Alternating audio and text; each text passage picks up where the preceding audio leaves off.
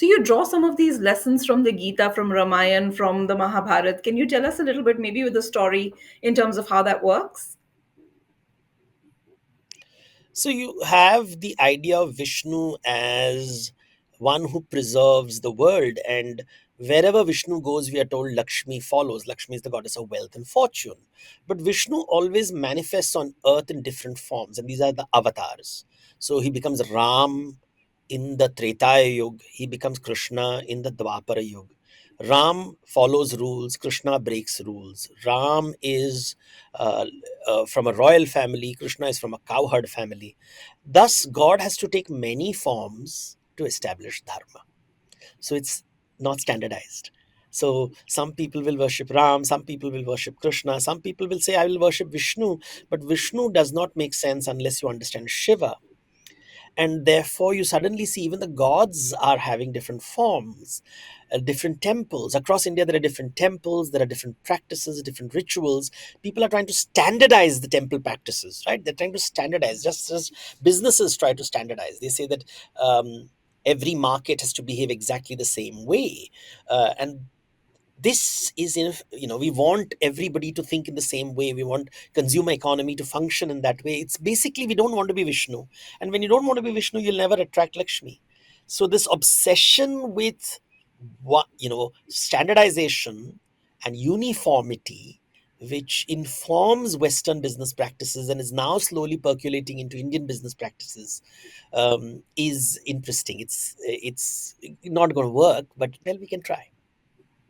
Perfect. Your new book, it's called Ahimsa. It's 100 Reflections on the Harappan Civilization. Do you see this as a sort of continuation of the work that you've done so far, or are you sort of taking a little bit of a break? Well, I was interested in Harappa because you don't have stories from Harappa, but you have architecture and art. And I asked myself, what was the mythology of these people? How did they imagine the world? How did they see the world? And what struck me about Harappa were the fact that they were obsessed with standardization. They were obsessed with uh, modular thinking.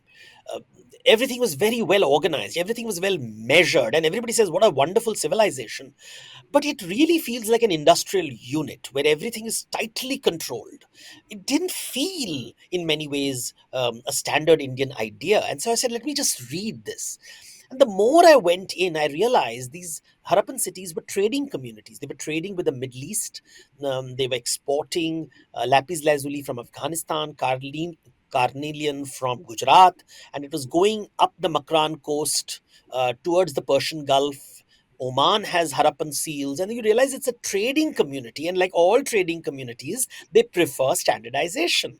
But outside the cities, there is a lot of diversity in the farming practices, in the animal husbandry practices. We focus too much on the cities and we forget about the villages which support these. And I think these were the ideas I wanted to share with the world, and how a civilization could last for 700 years with very barely any signs of violence, which is unusual in a land like India, which is we talk about ahimsa, and of course there's one other lobby talks of himsa. Gods have weapons, and then we talk of Gandhi and ahimsa.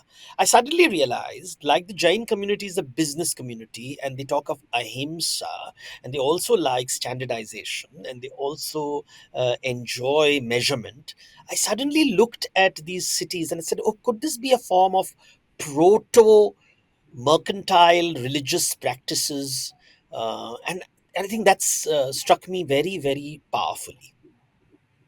Excellent. You have some lovely drawings right behind you. Is that from the book? Yeah, these are from the book. If you can look to my left and right, these are the images that appear using terracotta. There are seals, steatite seals. They're very tiny, really. The images are very big, but they actually would be barely an inch and in that these images were carved. Some images of wild animals. There was very few statues. Mostly these seals give us images. There are clay tablets, molded clay tablets with some images, and there are pottery with some paintings, and they reveal a very interesting. So, for example, if you look, at this. image over here. You will see a woman separating two men. I have an image over here. So you have this image of a woman separating two men from fighting. Yeah. When people look at this image, it's not very clear. Of course, it's a very, very difficult image to see, but it's very clearly there are two men holding some kind of plants. It's like Sugriva and Vali fighting, but here they seem to be separated by someone wearing bangles, most probably a woman.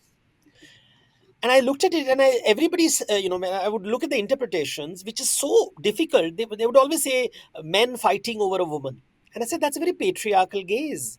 Could it be that the woman is separating the men and saying that, violence and fighting is not good for business, but trading instead of raiding? Trading is what gets value for everyone. And maybe she's talking about ahimsa and connecting it with trade and non-violence. And I said this is the ahimsa seal of Harappa. And I said, so it doesn't start with Gandhi, but it starts with Harappa. And that's the idea which sort of sparked the title of the book. Because non-violence, how do you make money? You make money by hoarding wealth, you raid people, you plunder people, or you trade. So you have a choice between raiding and trading. And I think Harappans realized this long, long ago. And they spoke of trading, which is a non-violent way of doing business, rather than raiding. And please understand, even today, if you see images of African mines and how mining takes place, it's based on plunder. It's based on violence. It's not based on exchange and wealth. The idea that one company has monopoly is very hoarding practices. These are unhealthy practices. They lead to violence immediately. The so violent There is a violent business which is promoted by modern industry, and there is non-violent business which is based on mutual benefit. And these are the ideas which perhaps were created by the old Jain Buddhist merchants and monks long ago, and even before that in Harappa. So Harappa existed 1500 years before Buddhism and Jainism. So maybe these are old Indian ideas, and I want to just propose it. There's no very difficult to prove it or disprove it, but it's certainly not a patriarchal fight of two men fighting over a woman. That's a very pedestrian gaze. You also talk about ideology versus mythology in this book. Now, I found that very interesting because these are not the usual mythologies that you are pulling from. You're pulling from what is typically been seen as the preserve of history, really. Can you talk me through this division between ideology versus mythology and how it applies to this book? So I have been reading a lot of historians, and I realize that historians are very uncomfortable with the word mythology. They are afraid of things, matters of faith. They are afraid of matters because you see, you can't. A historian depends on material artifacts, objects, texts, and they have to make sense of objects, archaeological artifacts, and texts. And in doing that, they are not really equipped to understand the imagination of people. Nowadays, they have started using words like imaginarium and ideology. They just don't want to talk of the word mythology. There's another word which is used in the humanities called social construct, anything but not the word mythology, because their predecessors created this word called mythology, which they said is not true.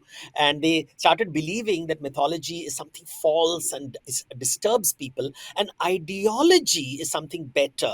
So these are just word politics that is very common in academia, but every culture has mythology. And historians have ignored mythology because they assumed it is religious, and they were looking for a world where religion doesn't exist, and that's impossible. Human beings, and we use the word religion, I use the word mythology because it is the belief system of people. And beliefs can be secular, beliefs can be rational, irrational, they can be based on one god, many god, no god. And if Harappa is getting for 700 years building cities, trading, having these seal systems, they obviously have a way of imagining the world. What is that mythology? What is that social construct? You can call it ideology, but ideology makes it sound very intellectual. It doesn't capture the rawness of human imagination. It sounds very like an intellectual exercise, or professor sitting and coming down with an idea. ideology. So tribal ideology, nobody talks about tribal ideology. Ideology is always related to Marxism, socialism, and all these European ideas. So I wanted to know the how what was the imagination of the Harappans? How was it different from the imagination of Egyptians? How was it different from the imaginations of people who built the pyramid? How is it different from the imaginations of people who built tombs in Mesopotamia, what is called the Fertile Crescent, the earliest cities in the world, the earliest trading empires in the world? How did they imagine? So I use the word mythology, which, as I said, the academicians would call it problematic, because they don't admit they themselves come from a mythology, and they do not ever share their own mythologies which shapes their writings.